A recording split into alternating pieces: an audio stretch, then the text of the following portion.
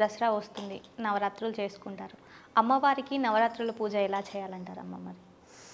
నవరాత్రులు అంటే దుర్గా నవరాత్రులు అంటే ఆది పరాశక్తిని 9 రూపాల్లో మహాకాళి, మహాలక్ష్మి, మహాసరస్వతిని మనం ఆరాధించుకోవడం.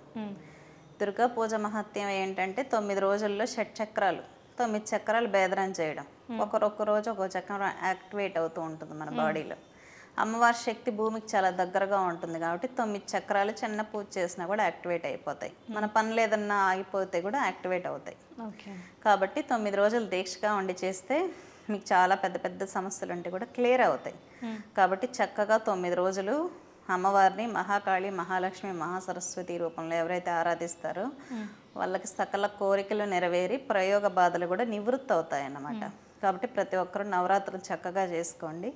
ప్రతి ఒక్క దాని గురించి కూడా చాలా చక్కగా వివరించారు. ధన్యవాదాలమ్మ. చూశారు కదా, చాలామందికి చాలా సందేహాలు ఉంటాయి. బట్ అమ్మ మాత్రం వాటి గురించి చాలా చక్కగా వివరించారు. ఇన్ కేస్ మీకు ఏదైనా సందేహం ఉంటే కామెంట్ చేయండి. నెక్స్ట్ వీడియోలో తెలుసుకునే ప్రయత్నం చేద్దాం. అంతవరకు ఈహా భక్తి చూస్తూనే ఉండండి.